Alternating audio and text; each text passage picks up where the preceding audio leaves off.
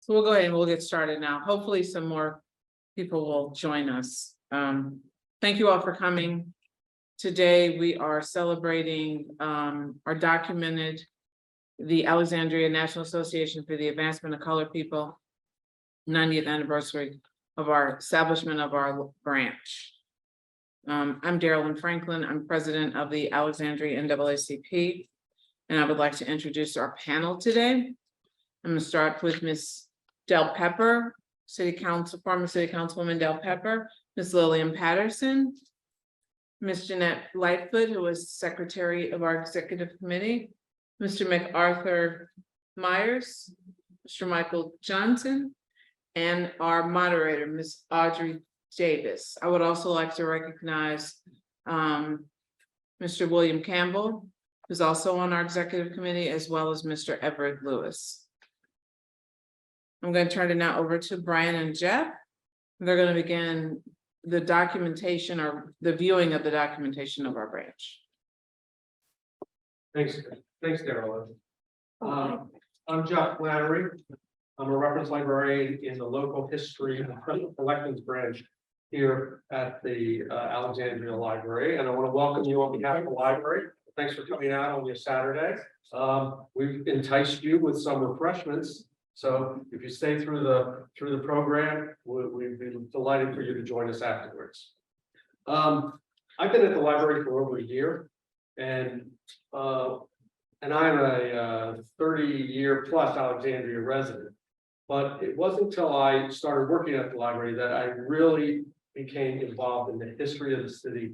Everybody knows about George Washington and the port and things, but the real history of Alexandria is in our collections at the library and in other collections, manuscript collections around the area, notably the Library of Congress. But it was a real revelation to me about the issues that surrounded the city. So I had worked at the Library of Congress in my previous career, and I was very familiar with the records of the NAACP for the national office. It's a voluminous collection of over 3 million items there.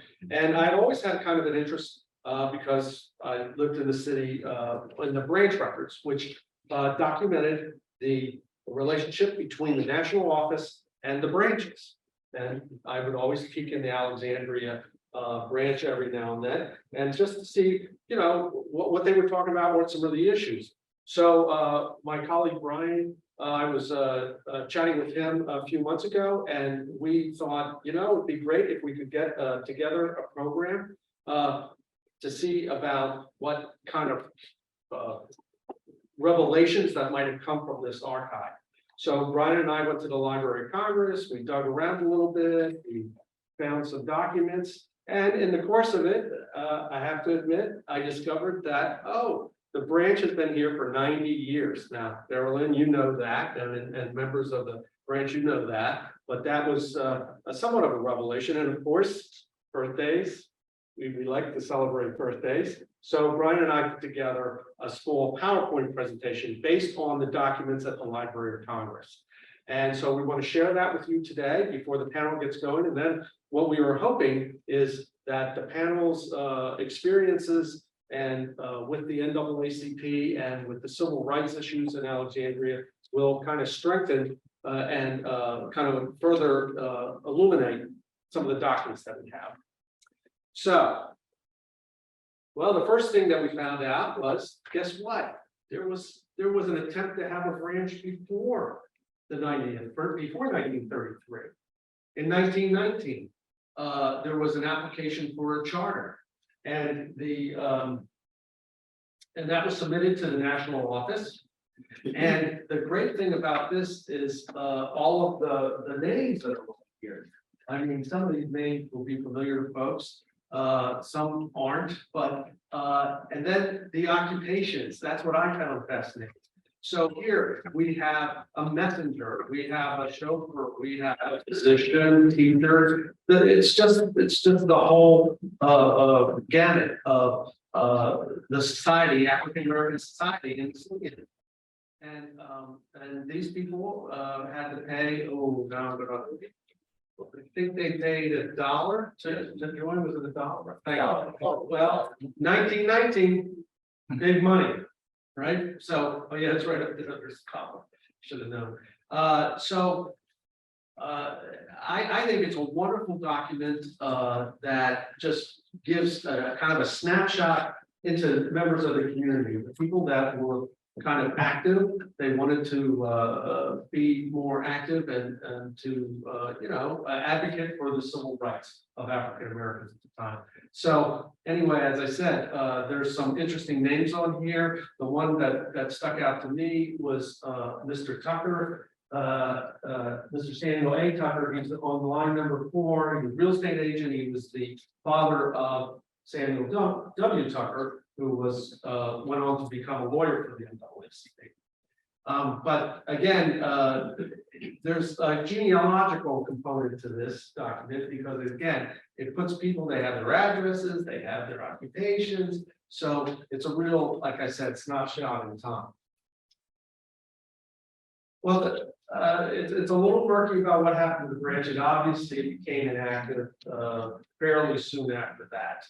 So by the mid-1920s, there wasn't a lot of activity associated with it. It's certainly not in the documents at the library. So now we have in 1933, now kind of, if you will, maybe a second generation has arose, and now they are looking to do some work in this area. And there was a man, Mr. Lovett, and he wrote to Roy Wilkins, the legendary NAACP official, and about trying to get a branch going up. And what I like about it, this letter, is that in the 3rd paragraph, he's talking about some of the issues about the schools now. Okay, 1933, right? We all know segregated schools. But there's no high school for African Americans in the city. None. They had 2 high schools for whites. But if you were African American in 1933 and you wanted a high school education, you had to go into the district. So here again, that's an issue. I mean, the schools were set up at taxpayer expense, but yet indeed they weren't represented. So then we have another letter here, and this is a letter from Walter White, who was a longtime executive director for the NAACP. And he's writing back to a couple gentlemen, Mr. Hopkins, and trying to encourage the formation of a branch. Again, the date's a little messed up, but I'm going to say it's May 26, 1933. But here they're getting a little bit of momentum to get people to join again, to get this charter group going. So Walter White very encouraging to that. And now you have what I think is the foundational document for the present chapter. This is the charter, the application for charter in 1933. It was sent in December, but they had an organizational meeting back in October. But here are the founding members, so to speak, for the chapter. And again, I would just point out, I mean, it's a little harder to read, but again, you have this wide range of occupations by people, from professionals to working class people. And then, but the one thing that really stuck out to me was if you look at the secretary, she's on the 3rd line, Miss Nancy Roberts. She was a high school student, but yet she was the secretary. So you had young people who were involved, and we've not investigated everybody else on here, but I would think that the organization certainly was representative. They had older members of the community and younger members. But I just thought that was one of the nice revelations in going through these documents that you had items. Of course, being at the library, we know that there was the sit-in of 1939 was a huge event. It was orchestrated by Samuel W. Tucker, who was a lawyer, and which I will recognize our friend Brenda Powell Mitchell, who wrote an excellent book about the sit-in. She's in the audience today. And for those, I'm sure most of you know, but for those that don't, 5 young African-American men walked into the Alexandria Library, which had just opened. Its public library was not open to African-Americans, segregated, and they sat down and just started to read a book. Of course, the librarian called the police. They were arrested, and they were charged with, I forget exactly, Brenda, you probably know, trespassing. Initially, it was trespassing. Right. That was changed to disorder or coming up. Right. So anyway, the city's response was, well, we can't have African Americans in the library. So they built a substandard facility very quickly, which is now the Audrey, is that the It's part of the Alexandria History Museum. Yeah, The right. property from. right. So again, this is some news clippings from the local history section, but then probably one of my most favorite documents that I've come across since I've started to work here was a letter written by Samuel Tucker, who actually went on to a long career with the NAACP. He is writing to Ms. Scoggin, who was the Alexandria Library at the time. She had denied him a library card. They had started to build the other library, and that was the city's response. And then in the second paragraph, I just love it. He says, "I will refuse and will always refuse to accept a card to be used at the library to be constructed and operated at Albert Witt streets." I mean, he just, that was not the response. He wanted to have the facilities open to all. And he went, as I said, he went on for a long career. He went into the military in World War II, and then he actually ended up working a little bit down in Southern Virginia. He became a paid lawyer for the NAACP. He had a long, illustrious career. But I just think that that's, again, a nice find, and it just sums up the whole issue in a nutshell. Then again, in 1942, this is a membership report. On Stanton up at the top, he was the president. They scribbled his name in there, and then you have another list of people. They don't have the occupations. That's always what I was kind of interested in. But you have a list of people, folks who were members and had charged. I mean, every now and then the national office would say, how's your membership list coming? We need more members. We got to keep active, keeping this fight for civil rights. And so again, it's another list of folks who were members. The second page of the list. And then Laverne Day is the acting secretary. I know many people are familiar with that name, a prominent family in the city. So when we get to the 50s, of course, the civil rights movement had heated up, and there was a lot of activity. The NAACP was at the forefront of that. And of course, the Alexandria branch was also active and involved. And here's some documentation of that. They were having a Freedom Fund rally at Harvard Gray High School. And the theme was a challenge. And again, what's notable on this is you have a kind of a who's who of people in the city, and then in the NAACP organization, who are trying to, they are participating. Members of the religious community in Alexandria are also active.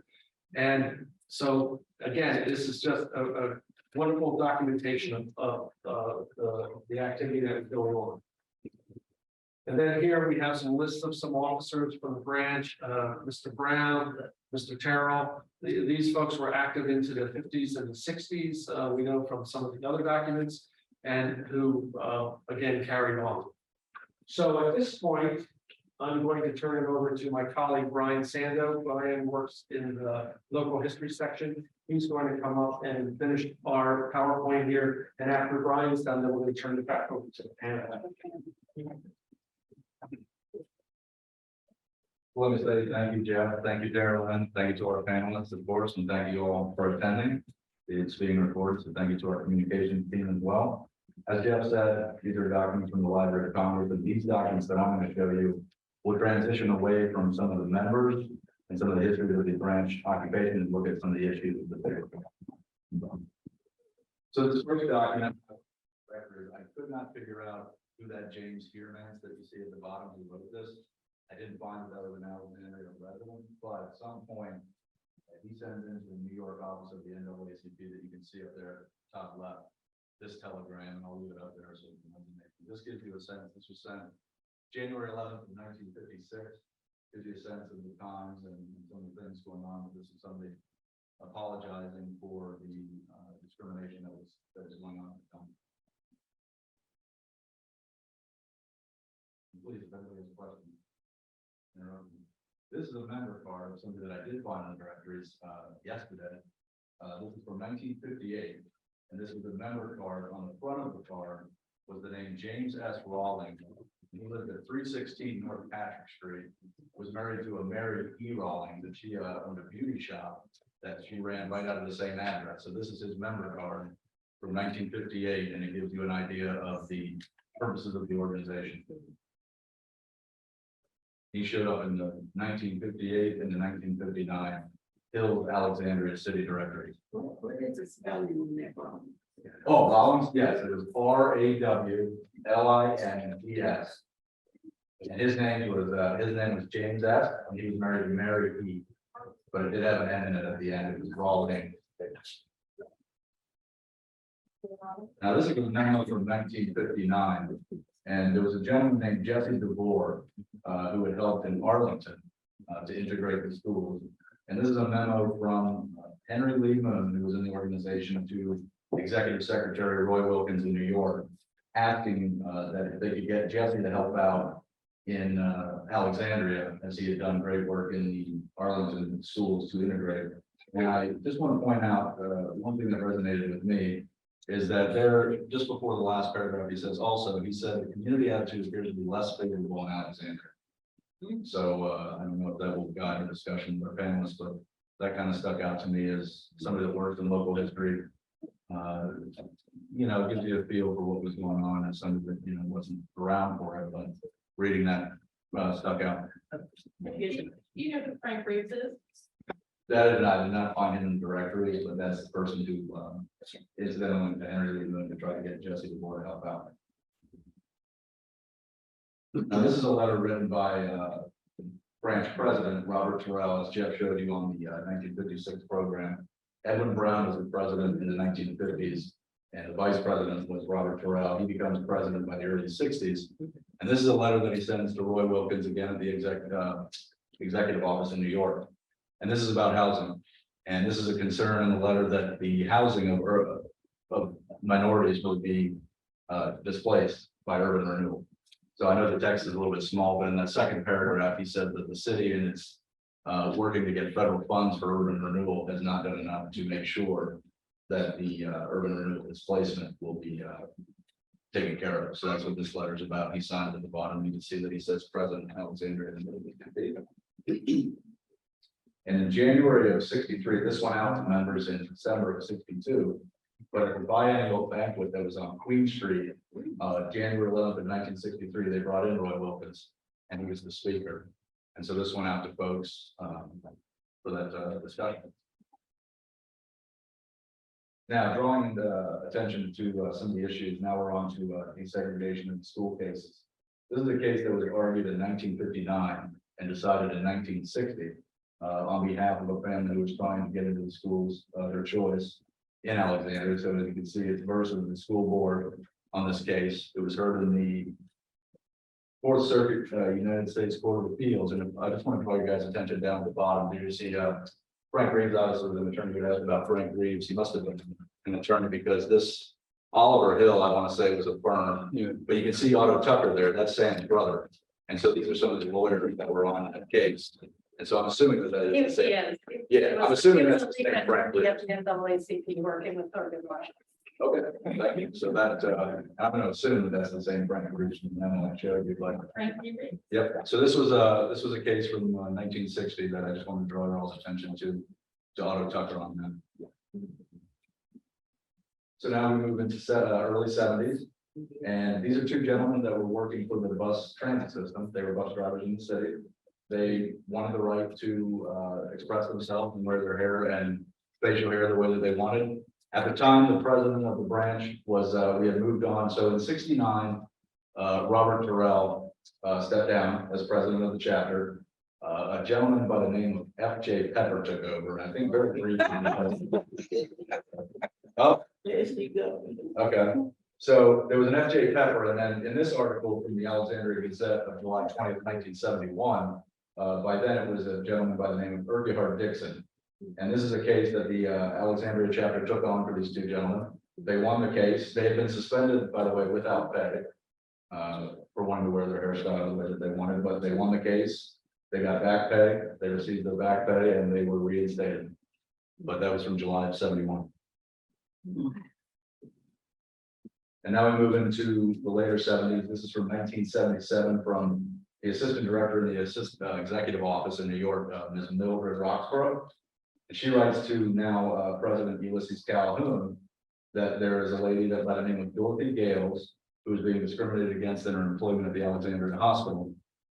She was doing church work on Sundays. I hadn't figured out which church, but she was wanting to do church work on Sundays. And the hospital was apparently trying to get her to work those days, among other issues. And she, obviously the church work was important to her, so she didn't want to have to work that day. So she wrote this letter that you'll see next to the DC president. And the context here is that Mildred is forwarding this on so that it gets transferred from a DC case onto the Alexandria docket for the legal redress committee. So there were several committees, as I'm sure you all know, within the branches themselves. Legal redress committee, they had youth council. So this is a particular legal redress committee case. I'm going to leave this up here so it's time to resonate. But here it is to this is Dorothy Gales living at 161 Belvoir Street, writing to Mr. Benjamin Hooks, NAACP DC, asking for help in her discrimination of employment at Alexandria Hospital. A little bit more context. I'll move on to it in the next letter, but basically they said that she abandoned her employment. She was in the laundry there, and there was a guy by the name of Edward Kane that ran the laundry.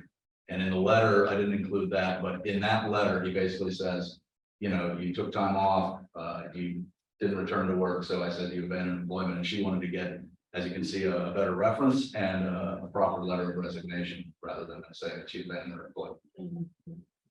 Wow. Has everybody had enough time to look at the plan? Now, this is the resolution of the case. We moved to November 11th, 1977.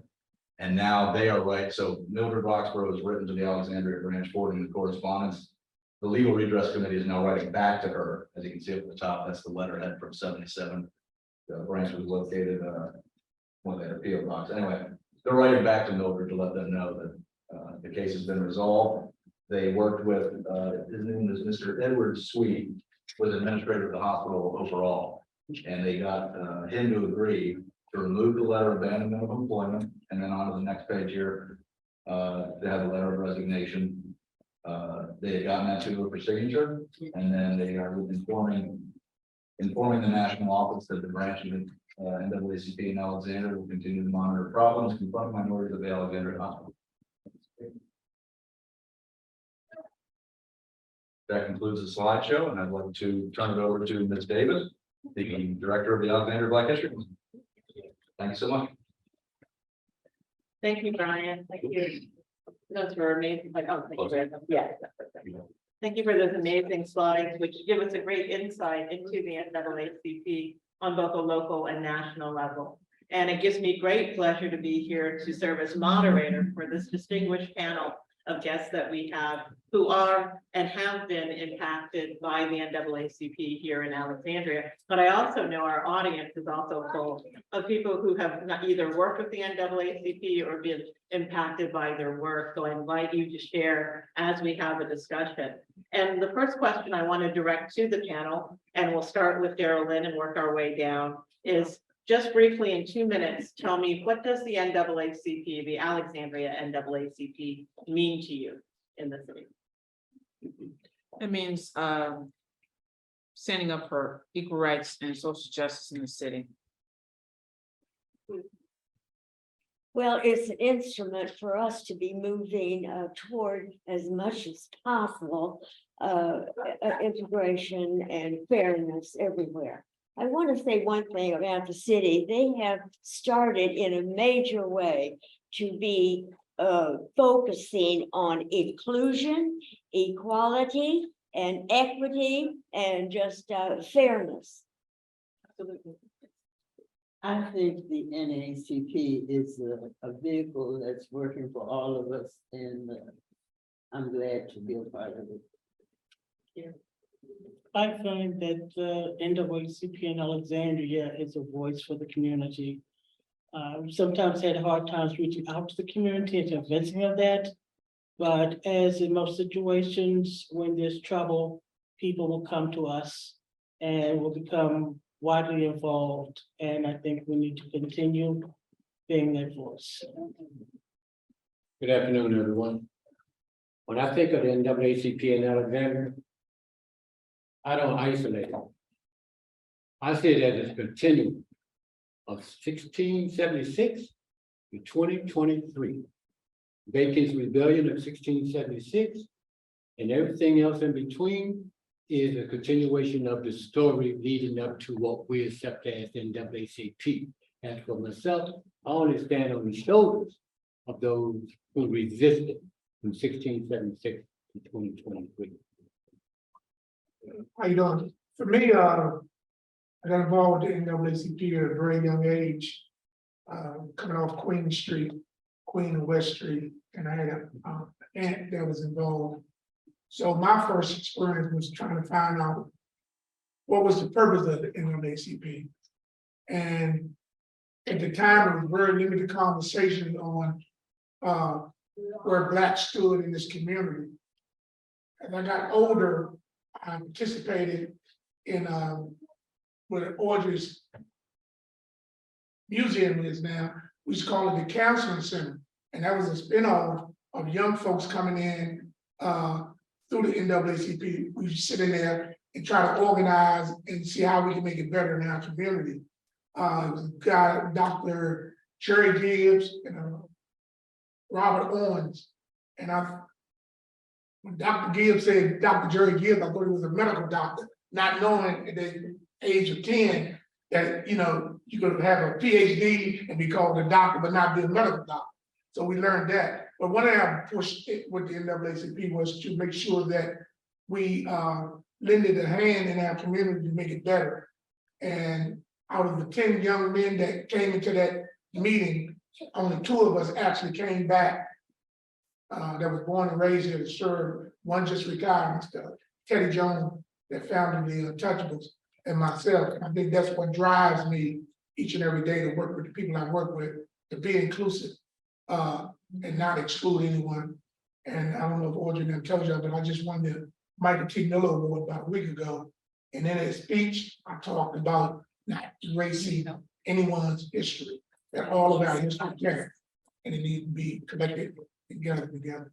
There you go. Hey, I want to piggyback on what Michael was saying, because we did, as Michael was saying, have the Alexandria Historical Society Annual History Awards, and Michael was the recipient of the T. Michael Miller Award for contributions in his work with Douglas Cemetery, and his remarks are amazing, and I know the National Trust was very interested, and we'll be reaching out again to Michael about his remarks on history. But I also want to acknowledge Dr. Brenda Mitchell-Powell, who was also a special merit recipient that night for her new book, Public in Name Only, about the 1939 sit-in in Alexandria, which also talks about the role of the NAACP in Alexandria as well. So it's a fascinating read if you haven't, and a great insight into Alexandria.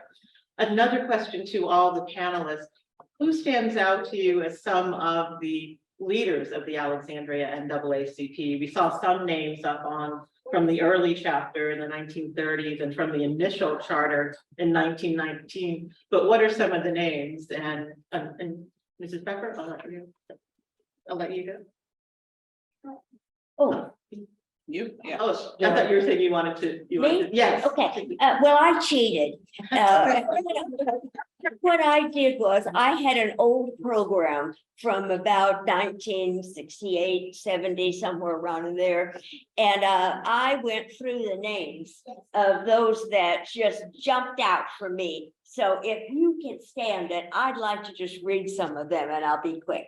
Ulysses Calhoun, of course, Emmett Carlton, Corinne Dixon, Alice Wilson, Tracy Funn, Clarice Johnson, Ellen Carpenter, Joseph Calhoun, Reverend John Peterson, Joyce Sanchez, Joe Shaughnessy, and Pauline Shaughnessy. These names are familiar, aren't they? Yes. Beverly Tantrum. Let's see, John Davis. Let's see, Annie B. Rose, for heaven's sakes, Teresa Hilliam, Julia Mathis, Joseph Calhoun, and Julia Mathis. Oh, I read that, sorry. Bob Terrell, and I think he's still living, the guy who takes the pictures all the time, Robbie Robinson. Yeah. Robinson, yeah. So at least those were the ones that stuck out for me. So the names that stick out to me are Howard Woodson, Oh, LaDonna Sanders. Yeah. John Taylor Chapman. Chris Harris, when I first started. Those are the names of my generation of people that stick out. Anyone else? Well, I want to say that on September 26, 1919, the Shiloh Baptist Church, of which I'm a member, had a mass NAACP meeting. And through the years, there have been Shiloh people involved, like Robert Terrell, Reverend Lee A. Earl, Reverend Dr. Lee A. Earl, Clarence Johnson. Yeah. And one of the persons that sticks out most to me is Reverend Dr. N. Howard Stanton, who was my father, and he followed attorney Edwin C. Brown. Absolutely, and I remember Anise Wilson, Sally Pratt, Ardelia Hunter, the only person who's ever made me eat stewed tomatoes from NAACP soul food tasting.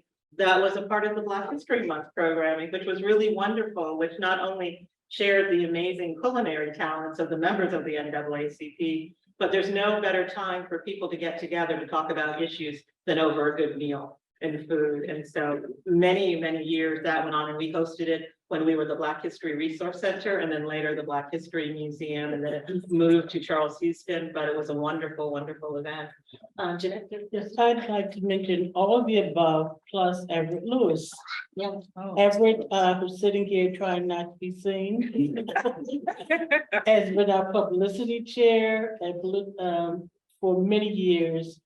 And he's the reason that the branch won so many awards back in the 90s, because he documented everything that was going on. And we were the highest winning branch in the Commonwealth of Virginia for Tollhammer Awards for programming, and also for the excellent newspaper that he published.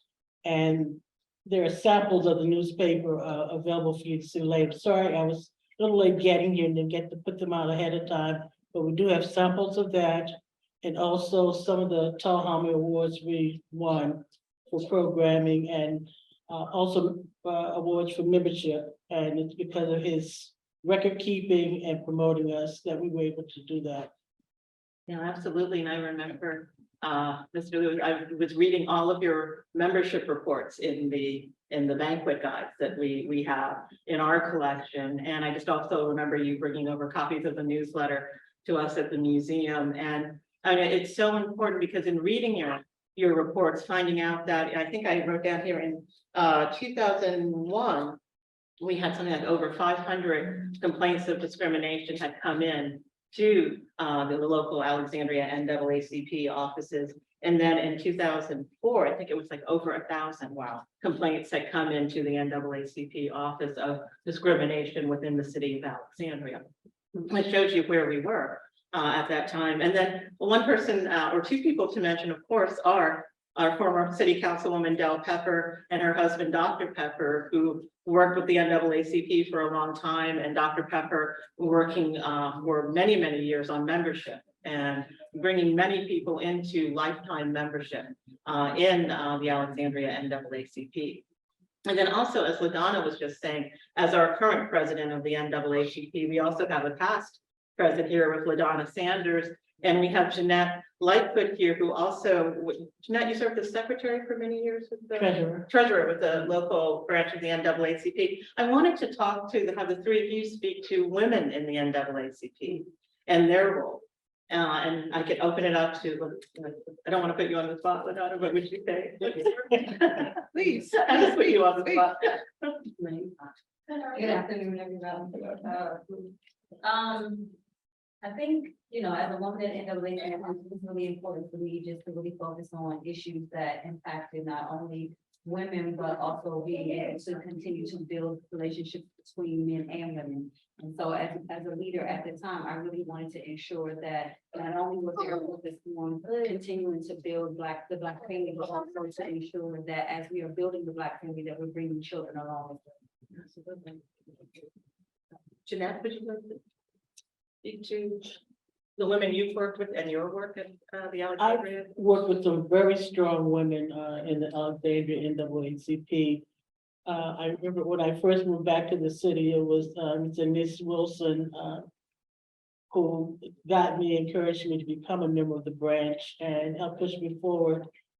And it's through their example, really, and Miss Wilson, Corinne Dixon, George Sanchez, Sally Craft, and many others, that I was able to grow in my understanding, to experience all the various aspects of life within the NAACP, from attending local state conventions, national conventions, and just becoming more aware of how to engage with the community and how to work on issues and maintain an equilibrium when working on those issues that allowed us to advance.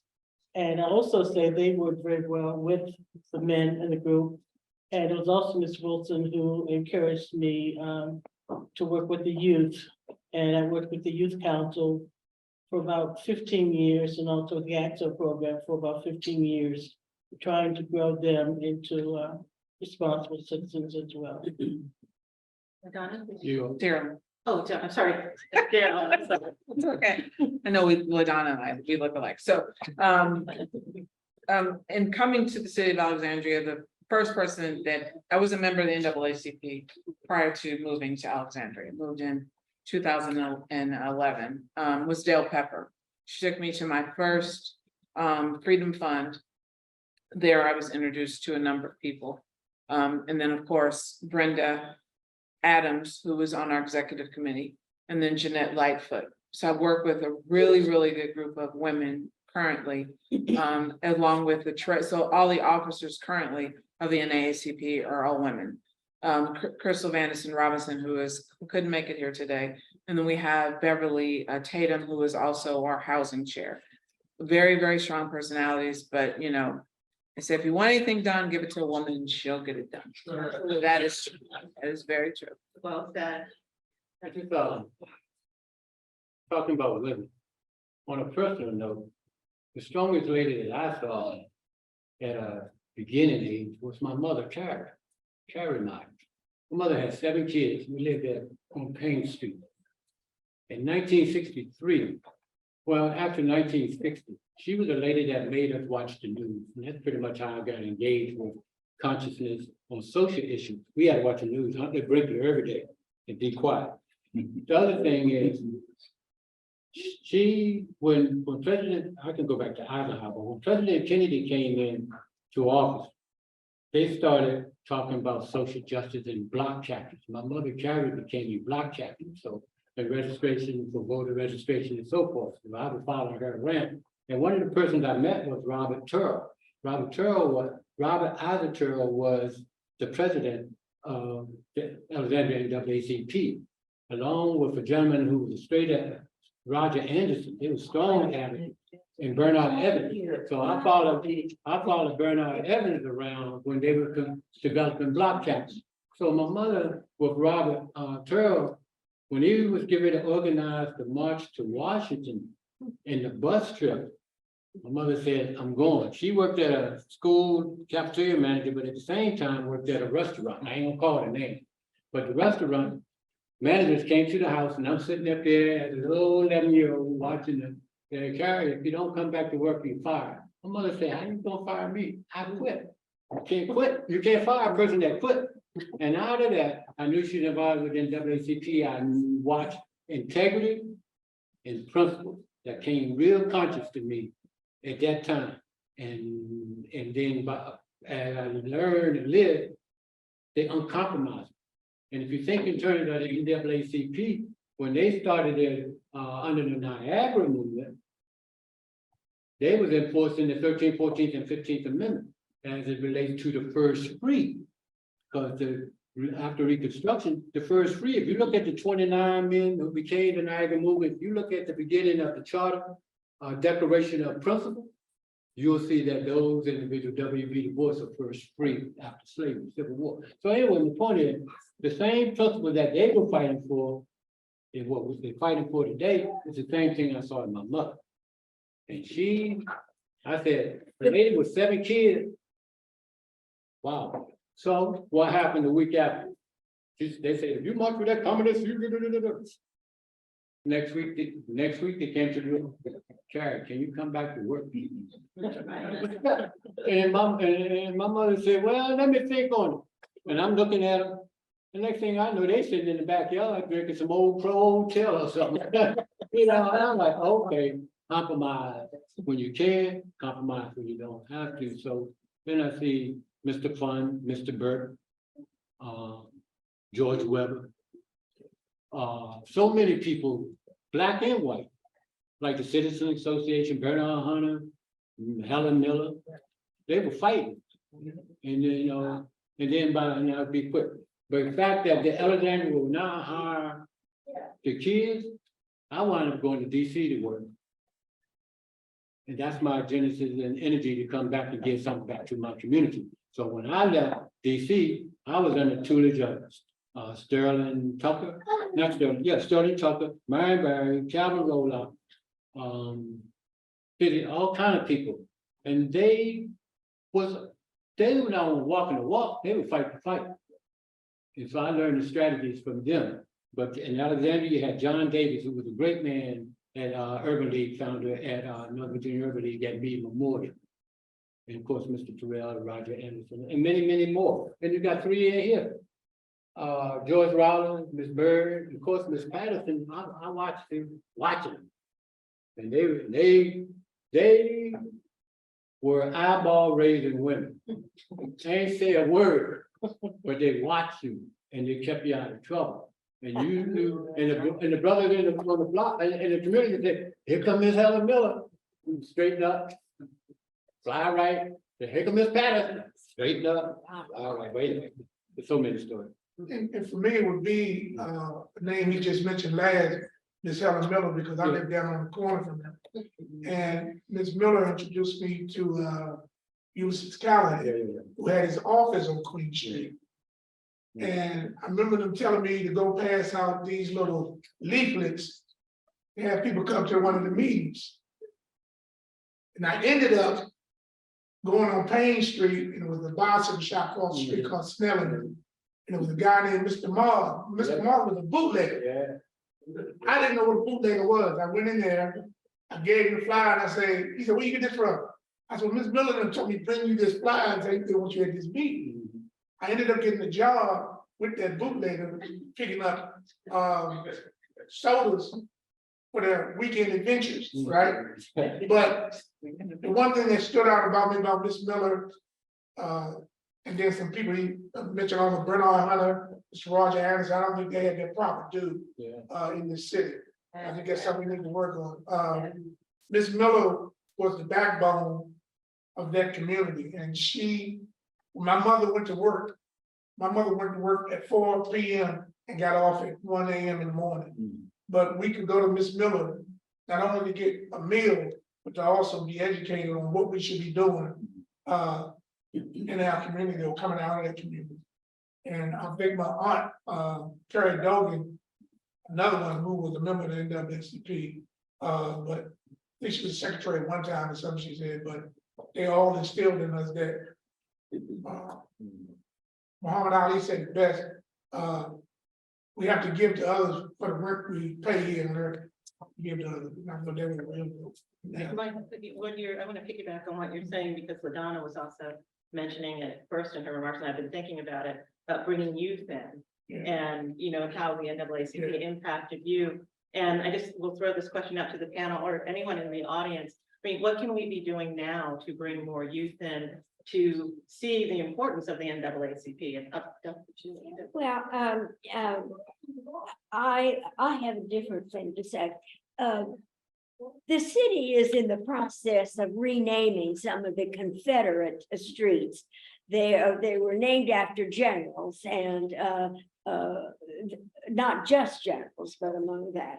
And one of the things that they're trying to do right now is to get rid of them and find some new ones. And so I think some of these strong women that you're talking about here, I would hope that the NAACP would bring those names forward and see if they couldn't be rename some of those streets after them.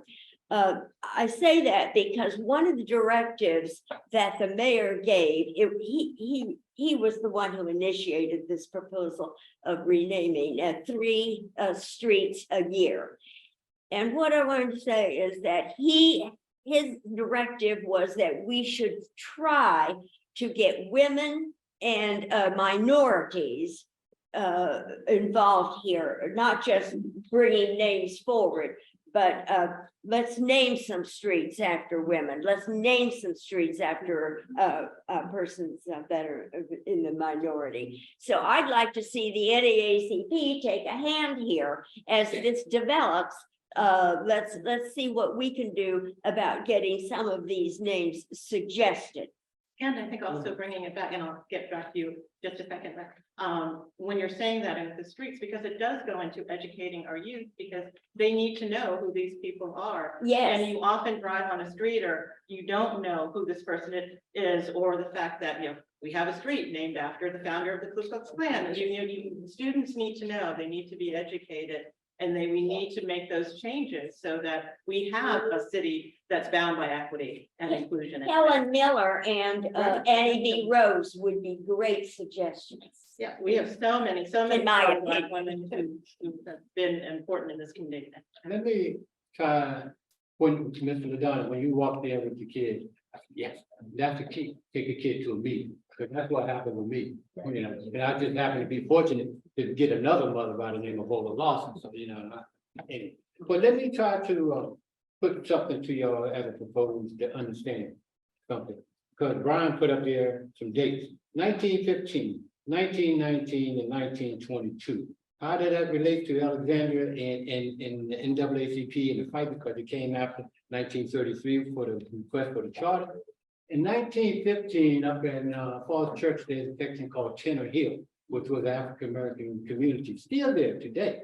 And E.B. Henderson, who was the president of the Black Citizen Association, organized a group and put in a request to a charter to W.B. Du Bois, and it subsequent was the first rural NAACP in the community. What that have to do with Alexandria? At the same time, 1920, when Alexandria annexed the 5 hamlets, being Delray, Hume, Potomac Yard, Potomac, the town of Potomac was also petitioned to put in covenants where Black folks couldn't live out there. Attention patrons ages 8 to 18. We have a board game open house going on in the children's area, right? And that was part of Alexandria And two. until 1920, from Monroe up They are to people for. Columbia Pike, Arlington County, then it came to Alexandria and that.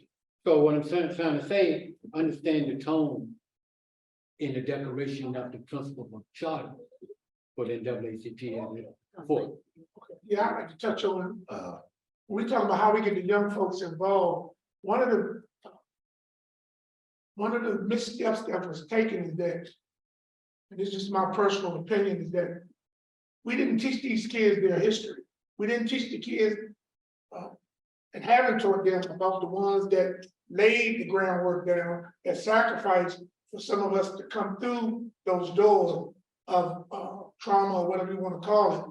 And it shouldn't take a person to become 35 years of age to learn the history of their neighborhood. And I think that one of the biggest push should be in our school system to teach local history. I think that's very important. We're not doing it. We need to do it. I know the rec department, we're pushing the program out where we're gonna also work with some of the residents of AHA starting June the 12th. And I'll send that out, and I want you to send it out to everybody on getting the residents involved with Northern Virginia Community College and Howard University, where we're gonna do educational program. And basically we're starting off with local history. And we hope that by us impacting the parents, that we can also bring those kids with them to learn their local history. Now, kids, and my job is community outreach. I deal with, I run the program called Safe Place. When you go out the building, you'll see the signs on the side of the building. I deal with kids in crisis. And the crisis is that these kids, especially in the Black community, I can't speak about the white community or the Latino community, but the Black community, those kids feel as though that there's nobody there that cares for them. And that comes from us being disconnected with them. I think we have to reconnect. Matt said something, bring a kid to a meeting. I think that's a great thing. But we have to start now, because every day I deal with either some kids that's shooting, drug overdose, or selling drugs. That's what I deal with on a regular basis. Those same things were there in front of me, but I had parents and neighbors that made sure that Mike Johnson didn't go too far to the left. I think that's one thing we have to do, is bring everything back in alignment with these young folks so we can teach them history and teach them the history of the NAACP and why it was established, because it's not being taught. Right, and it's not just the NAACP, I mean, Right, I mean, yeah, no, it's definitely NAACP, but all of the groups in Alexandria that relate to African American history or groups that relate to immigrant history, we need to bring everything up so there's more parity and that all stories are told. And that we know that rising water lifts all boats, and we really need to make sure that everyone has access and opportunity.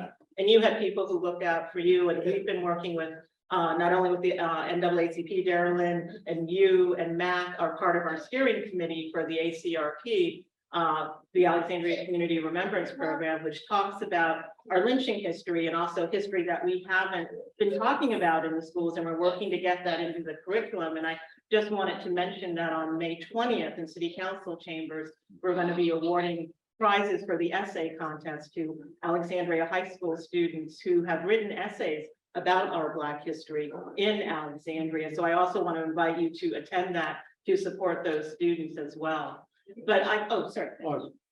Audrey, let me just say something, but then I'll talk about Cleve Johnson too, because Cleve Johnson and I, we was members of the Alexandria Democrat in 1972, not presidential committee. So one of the things that I want to say is about visual, because kids look, sometimes they don't say, and I use myself an example. When NAACP in the 70s, in the 60s, we watched TV, NAACP on TV. We watched for me, that was much impactful was Selma. When they sick the dogs on Bloody Sunday on the bridge, and who in my lifetime would thought that I'll walk across that Pettis Bridge. But my point is, when we, as young people, started talking about we want integration at Murphy, where you could try your clothes on, and try your shoes on or eat at the counter. You was involved with that.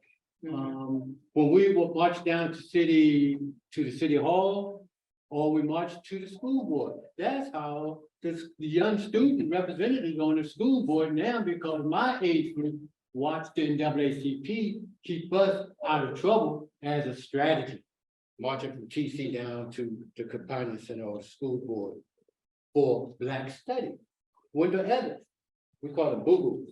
That's Wendell Evans was the one, he went to GW. I always say Wendell was Malcolm and I was Martin Luther King. But we had the same strategy, get something done as kids, 16, 17 years old. So I'm saying that to say this. We are the bridge for the next generation. We are the bridge because we have the wisdom. We are the bridge because of the resilience. The young people now, if we could get them from this, babysitter, that's the bad of the Jetsons. That's the only thing I have against the Jetsons. But other than that, they are with me. So it's I'm sorry. Oh, but okay. No, I was just gonna say, I think, you know, if we want to bring youth into the NAACP, we have to be welcoming in that the conversation is centered on them as they come into the NAACP, talking about or hearing their pain, hearing their frustrations, recognizing that we need to be able to not consider ourselves as the experts and allow them to tell their story in the languages in which, in the verbiage in which that they use, and not be critical about how they say it, what they're wearing, what they look like. The other piece of it too is that we also have to challenge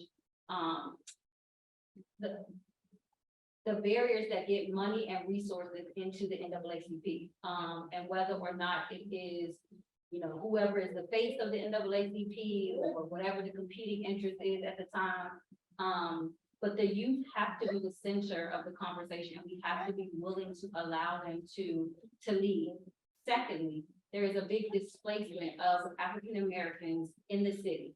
And the focus really a lot of the time is on housing, people trying to work, some of those additional social ills that have always been here, but they are becoming much more of a priority for youth and their families that distracts them from wanting to be in programs and issues like this, such as the NAACP. And that's just the start. no, I think those are all incredibly valid points. And like you're saying, we need to meet people where they are and listen to them. It's a different generation. I mean, I didn't grow up with social media and the influences that they have. And it was very impressive during the pandemic, especially after, you know, May 25th, 2020, to see the grassroots organization of young people in protesting and what they did around this country and what they've been trying to do. And I agree, we need to make more opportunities available to them and to hear their voices and to come at them where they're coming from and not with our preconceived notions. And I think Mr. Earl Lord summed it up best. My father and his brother was real close, and I met him several times growing up. But prior to him passing and the book being written on him, he said that it's a kid that's messed up, it's an adult that messed that kid up. You know, and that's something that we have to take responsibility for, because if we don't put into those kids, we're not gonna get anything out of them. And I know a lot of us in this room try very diligently to put something into our kids. We have barriers, like you say, Madonna, and one of the barriers that I see, and not picking on our educational system, is that it has to change. It has to change. We have to change that system in order for the next generation to come in and do the work. Because right now we have a lost generation. And you know, people use that word loosely, lost generation, but when you see young folks that don't know what they're gonna do tomorrow, that's a problem. Because I knew every weekend when I was growing up what I was gonna do. First was clean my room, make my bed. And my mother said, you make your bed, you don't do anything else. Today, you made your bed. You know, so that's a start. So I think we need to be more aggressive in trying to pull some young people in. We're doing community cookouts right now. You know, and I wish that the NAACP would have had a table there, or maybe we can go down the road and have a table to pass that information out to all people so that they can know that we're all on the same page. Right now, they see us as being splintered. So their emotions and their thoughts are split. You know, and I think we all play a big role in that. And before I open it up just to the audience, I wanted to ask Ms. Pepper and Mrs. Patterson. What did they've served and worked with the NAACP for long periods of time? What stands out for you? I know Lillian, you have family members, and I remember you were a recipient of the community award by the NAACP. So I'll start with you. If you could just tell me what your greatest influences were with the NAACP. That And then was a we'll real move to- surprise too. Because, you know, sometimes you don't feel like you're doing that much and somebody says, here's an award for you. I said, for me? But, I appreciate the work that the NAACP does. I think about Helen Miller, for example. I think of her as the go-to person because I remember being at her house one time and she got several calls from people who wanted her to do something. And then I think about Audrey Hunter, especially during annual meeting times. And she was filling up the table, but you know, like, okay, it's NAACP time, come get your ticket, you know. And your family, you got family early. Yeah, my father, you know, back when he was president, I guess I wasn't paying attention. But I do remember that he was president at one time. And he was always doing something in the community. I would call him another go-to person because people came to him for all kinds of things. Yeah, absolutely. And you have a long legacy of work here in the city. And I'm proud to say that Lillian is still working with us at the Black History Museum. And so we're very grateful, as Mac was saying, for her wisdom. And then also for the wisdom of Mrs. Pepper, a former city councilwoman. And would you like to say anything about one of the most impactful things that happened to you while you served with the NAACP? Or a favorite story that you might have? Well, I do have some stories, you can be sure. But I think one of the things that I was involved in, I was the chair of the naming committee. And our job was to advise to listen to referrals of what people wanted us to name X, Y, or Z. And what I did was the committee would meet and listen to everybody, and then we made the recommendation to the city council as to what we felt was appropriate. There were a number that we had to reject and a number that we accepted. But one of the jobs that we had was to name the waterfront. We had added extra pieces to the waterfront that we already had, and we didn't know what to name it. And so there was a big push from the Irish community. And for just about 2 years, they kept track of me and kept asking me to vote for Fitzgerald, because he had been a businessman in, I don't know what his first name was, but Fitzgerald. And he had been a businessman and had a great deal of money. And he was, and had done a lot to develop the business community and so forth during his time. Furthermore, he had a business that was right there across the street from the waterfront. And it seemed really very appropriate. Why not? And so he had many things I felt going in his way, favorable in his way. But at the very end, I'd heard, you know, about all the slaves he had and so forth, but I was told, oh, well, everybody did. And it was brushed aside, which I didn't appreciate, but anyway. And so at the very last day, practically the last minute, I called the library special collections. And I said, could you just look this up and see what's what? Well, I can tell you what was very serious. because what had happened was they sent me back a list of what you remember, what the slaves were worth. And it was like selling a slab of meat. They thought it was like a butcher shop, the way they referred to all of this. And I remember one guy was considered to be a good buy because he was healthy and he was strong and all of this. And this is how much he was worth. And also, of course, they only had first names, you know. So there was a young girl who was ill. Well, she was worth almost nothing because she was ill, according to this sheet that I'm reading here. Anyway, and if she got well, this is how much she'd be worth. And it was so disgusting. I remember reading that and turning my nose up. It was just awful. And it has haunted me actually. But what I did was I realized in that moment, I didn't care who liked it or who didn't like it, because I was part of this Irish community. At least I went to their events, but I didn't care who liked it or not. I was not going to vote for that. That was garbage and it was awful. These were people and they were not being treated with any kind of care or understanding or anything. They were just slabs of meat on the market.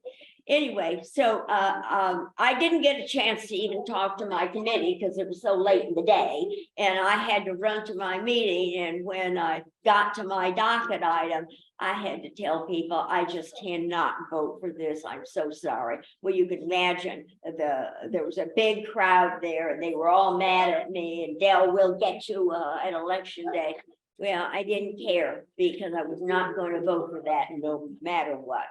And I kind of remember that as one of the things, if that's what you meant, yeah.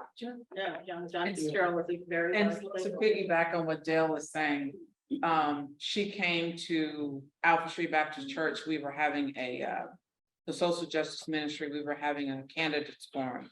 And she came to us, me and Chris Harris was president at the time, and told us what was going on and said there's going to be a public meeting. You all have to come and you have to show up. So there were probably about 6 of us. So there's 6 people that were sitting on the right. And then you had, you know, about 100 people sitting on the left, but we got in and we got to speak, you know, saying we cannot have this person's name on this park because the ancestors that we come from and the torture that they had to endure at the hands of this person, we just couldn't have that. And we attended that meeting and then we attended the vote. And then we were all happy to say that the members of the committee that she's speaking of all voted against naming this person. To be named on the park, Fitzgerald, yeah. But I kind of want to piggyback on what you asked a few minutes ago about what the NAACP is doing to bring youth in. So I've been in communication with the Black Student Union at Alexandria City High School, and members of the executive committee are have been invited to come in on May 18th to kind of have a listening circle, kind of have pizza, and kind of talk to them about what's going on to kind of build those relationships. So although it, you know, we're getting in and we're trying to get stuff done to bring youth into our local branch. That's great. That's wonderful. Thank you, Madonna. And Daryl. You're thinking I associate that question with Madonna. Everyone, the African American Heritage Trail is complete along the waterfront. You can go online and you can look at the verbiage and you can look at the language. We are now in the process of putting 30 stops along the trail. And where I'm going with this is this. And I'm so glad that they named the park Waterfront, because I knew that battle that you had in how to save some blood was just named Waterfront. But on the African American Heritage Trail, you will see the name of the 16 African Americans or slaves that John Fitzgerald had. We put them intentionally and say they would never be forgotten. They would never be forgotten. So you can look at those individuals, and after Fitzgerald died, whites started selling them at Market Square and so forth. So, but you can see the story. Thanks, Pat. Yeah. And while we have, before we conclude, and I want to open it up for questions from the audience, but mentioning LaDonna and Daryl Lynn, I do want to acknowledge that, I mean, you were both presidents, are president and were president of the NAACP, but I want to confirm, I believe it was Doris Spencer, was she the first African-American woman who was president of the Alexandria NAACP? And I think we hadn't mentioned her name, so I do want to bring her up and mention her, because I think that's certainly very important. I think she became president in the late 1990s. Yeah, late 1990s. So I did want to mention that. And I know that our event ends at 3 o'clock and we're getting close to 2:30, but I would like to open it up to the audience because we have such a wealth of knowledge here with the panel, and ask them if they have any questions for the panel that they would like to have answers to. I'll open it up to the. I have to ask, who was FJ Pepper? Everybody kind of started laughing. I was curious. Who was that? You don't know? Do you not know? He doesn't know. Can I answer part of that for you? Please. Dr. F.J. Pepper is not only the husband of Del Pepper, he was the president of the Alexandria NAACP, Okay. and he was also a lifetime membership chairman. Dr. Pepper was so diligent in bringing memberships that the Virginia State Conference NAACP named a Lifetime Achievement Award after him. And still to this day, that award is in place. And he was, I don't know if he was on the national board, but I know he used to attend national board meetings and was recognized there as well for his efforts. And he was also, I mean, he was a physician, he was a psychiatrist. Yes. And so very concerned about the mental health in our community and mental health for people on access. So certainly has a reputation in both areas. Any other questions? Talking to President 69, how old was John the president before he started going to Dixon? What did you say? How often? Because you're big. What was the time, how was the time frame? He was- How long was FJ president of NAACP? Well, now that's interesting. We got here in 1968, and we did three things right away. We joined a church, we opened up a credit card, and we joined the NAACP. And he was very interested in, the NAACP, so we went to a meeting. They didn't have a president. Well, he had been a president, I think, for one or two organizations in Omaha, Nebraska, an NAACP organization. So he knew how you work and how you pull it up and all that stuff. So he said, well, I'll do it. And here he is with a white face. And a little while later, they were able to find somebody who came forward, and I can't remember who it was, but whoever it was, somebody did come forward and take over. Well, that was fine and dandy with him because he really wanted to be able to spend his time on life memberships, because he felt that that's where the money was, and that would be how you could best function as an organization if you have something, So he was really diligent, and I bring that up because every single elected official was either paying for a life membership or they had one already. He was just a hound, he really wanted to get this moving along. And we started in 68 with just 17 life memberships. And he brought it up to over 100, just huge a number. And I just don't even know, but it was over 100. And sometimes when you look at the gala books that they put out at the dinners.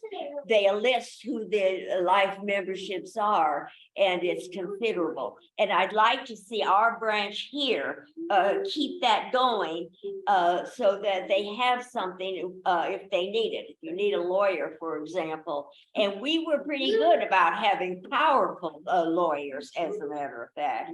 And I'd kind of like to see our profile raised and so forth.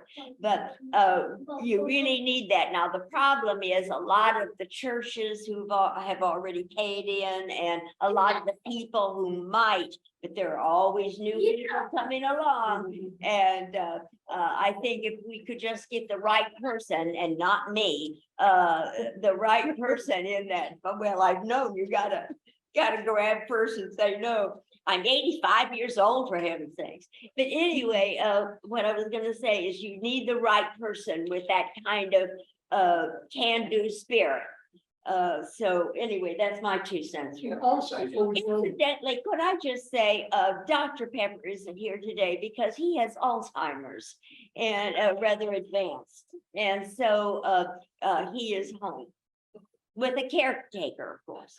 since we talked about the NAACP, one of the founding members of the Niagara movement came out of Alexandria, F.H.M. Murray. We did a program here in February on him.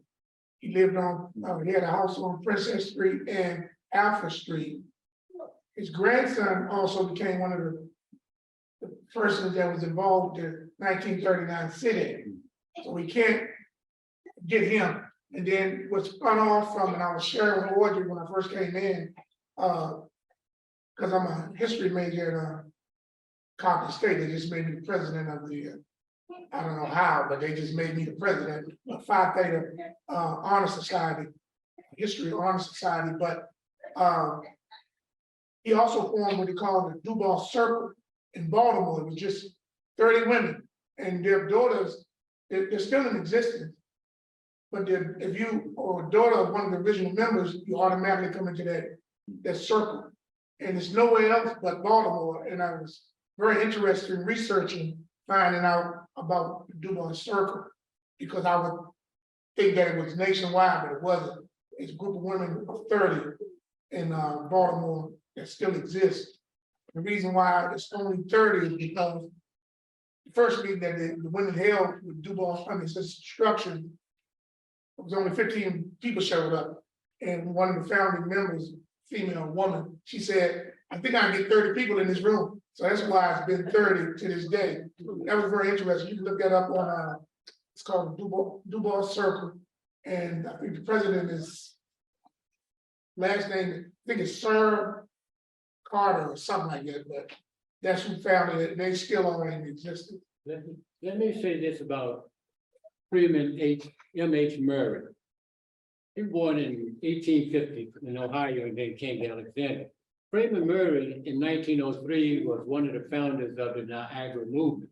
He lived, as Michael said, on the corner of Princess and North Alpha Street. And he is a contemporary of W.B. Du Bois and Ida B. Wells and with William Trotter. And the significance of him in Alexandria was we had 2 underground railroads, one for the slavery and one for anti-lynching. And with Freeman Murray, he died in 1950, almost 6 months shy of his birthday. At the conference up at Harpersburg, which is Mr. Delia Hunter's name was mentioned, she was my first grade teacher. So I could see how she got involved with NAACP on that hollow ground up there. So Freeman Murray is pivotal. We're trying to unearth him again in Alexandria, to rise him up, because he was such an important man in the nation, such an important man in this history. And so, that's a Very important figure in the city. And one thing to mention, because Darylyn being our president of the local NAACP, is if you are not a member, you can join. Here are some applications, and Darylyn usually has more. So please, if you're not a member, make sure you join. And we are a little bit past our time, but I wanted to give our panelists one last opportunity as we conclude. to say something about the NAACP. I remember the NAACP being so important and vibrant when I came to the city in 1993. And I was just thinking back thinking back at the banquets and some of the amazing speakers that you had over the years. Dick Gregory, Merle Evers, Williams, Sonia Sanchez, Michael Eric Dyson, Mel Whelan. I mean, that's just a few. You've had so many incredible, and we saw Roy Wilkins early on as one of the speakers, and their words influenced us and inspired us. And they were always so complimentary and so in awe of the work that was being done in Alexandria and what we have accomplished. So as we conclude today, I'd like to start with Lynn and work our way down. And just if you wanted to say one final remark about the Alexandria NAACP and its 90th anniversary. So as president, I would like to thank each and every one of you for coming out today on this beautiful Saturday afternoon to learn about the history of our local branch. In October, our local branch is holding our Freedom Fund banquet. It's going to be on October 21st and Saturday, October 21st. And all of you are invited to attend, to come. It's going to be semi-formal. Put on your best shoes, come on out. And we are in the process of getting a speaker. We have asked Howard John Wesley to be a speaker. Mark Warner will also be in attendance, as he is a member of our local branch, as is Mayor Wilson. I'm asking Mark Warner if Pastor Wesley says no, he can attend, then we're going to see if we can get Cory Booker to come and speak to us. But I want to thank you. We have refreshments back here, so hopefully you all can hang around to have a little bite to eat for lunch. Thank you. Del, would you like to say a final word? No, but just one little thing, I would like to see the profile of the NAACP raising. I think that we have a role to play. There was a time when people listened very well to anything that the NAACP said. They did because they knew, for one thing, we had a batch of powerful lawyers, and so we were nobody to ignore. And I would just like to see us moving forward and more activity and being involved in more of the issues. Heaven only knows we need to be out there getting more people registered to vote. And I noticed you had listed issues that we've been troubled with all these years. Well, one of them right now, I think, is voting and getting people out. They must not ignore it. We've got a lot at stake here. I see that there is progress being made toward integration. You heard me mention some of the things earlier today. And I think we need to be sure that that continues.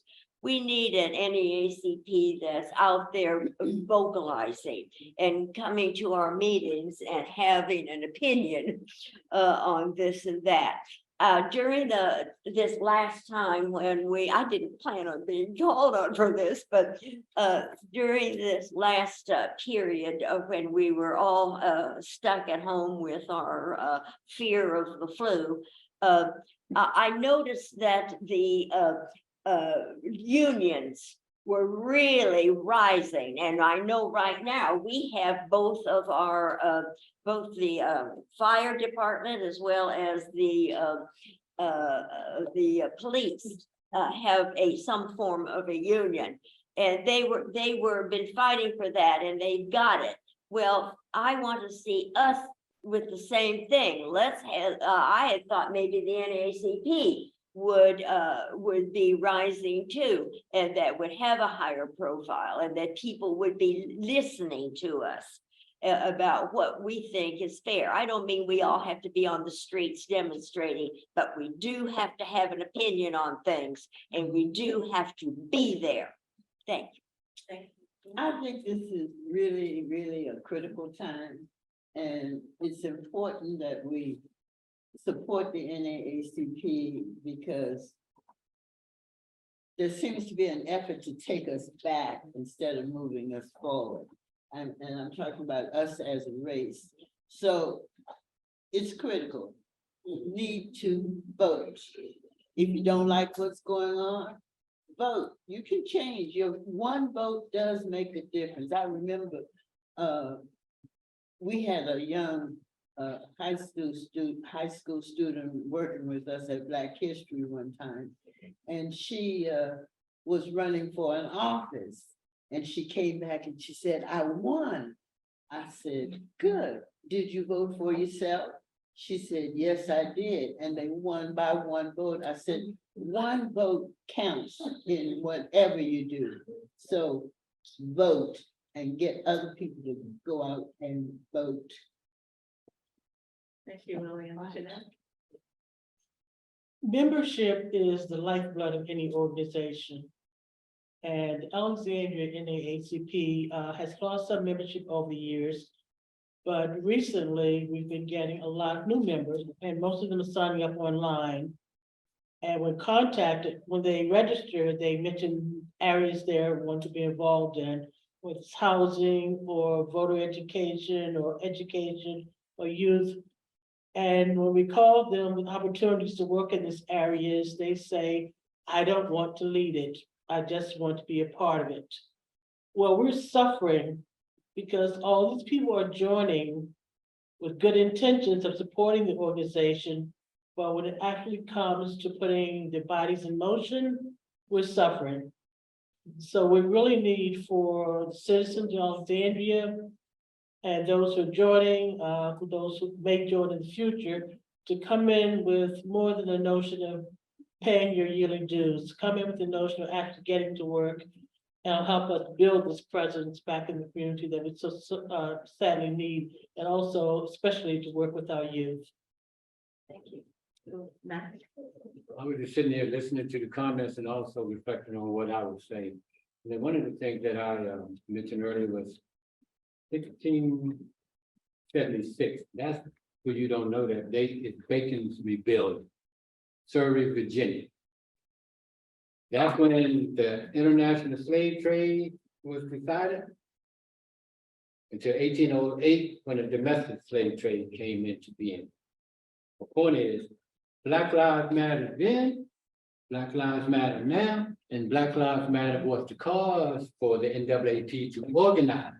Taking it a step further was that William Trotter and W.B. Du Bois fell out on the participation of women. We all know Mother Earth ain't having it, you know? And I say that as a compliment. That, and then we had in 1908 was the inclusion of Ms. Overton and Walden into a discussion where the NAACP organized. It take all of us, take all human beings to make this thing on Earth work. Take all of us. Sometimes you might not like. But at the end of the game, we're here on this earth to make it better. That's all I want to say. For me, I think there is a need, a great need for the NAACP organization to stay active, to stay moving in the right direction. I agree with what Ms. Pepper said earlier about being visible, because if you're not seen, then you're not visible. And by you being visible, that means being out there on the streets, being seen. And I understood what Ms. Darrell just said about the Black Student Union at T.C. Williams. I think I was either the second or Mac is a little older than me. They might have came to first. I'm the one that started. At the WB, right? Yeah, And I had Mr. Weber in '74 in the class, and he did push the NAACP. But what I wanted to get back to was we have a Black Student Union at Alexandria City High School, excuse me. But those kids that are in there, not to knock anybody, are already set for their destiny. We got to get those kids that's in those neighborhoods that see no tomorrow. Those are the ones that we have to bring back into focus. I will be an advocate for them. From this day on, I've always been an advocate for them because it seems like we always want to pick the right fruit. Let's take some of the fruit that's not so right and make it right. Thank you, Mike. Thank you. And I want to thank our audience being with us today. I want to send greetings to those on Facebook. And I believe Carolyn, was Howard Whitson able to join us? Well, he was gonna join online, Yeah. so I don't know if he's online. And I do want to give him a lot of credit for the legal counsel he provided over the years. I know I sent many people to him and received great advice from him over the years. But I want to thank you for spending part of your Saturday with us. I invite you to come up and interact with our panelists and have some refreshments. I want to thank the library staff for hosting. It's been an amazing afternoon, and all of these opinions and learning all of this history and being able to document this is something that I'm truly grateful for. And I'm truly grateful for knowing every one of you, because every one of you in this audience have taught me something every day and in every way. And I think it's hoping to make Alexandria a more welcoming community. I think we have great people here. We have a wonderful NAACP, excuse me. And as Jeannette was saying, don't just join, come out, lead, be part of the leadership committee, be boots on the ground. We need that help, and I'll make a commitment to be better myself. And I think that if all of us do this, we can certainly keep our NAACP going and make a difference for our community. Many thanks. Thank you.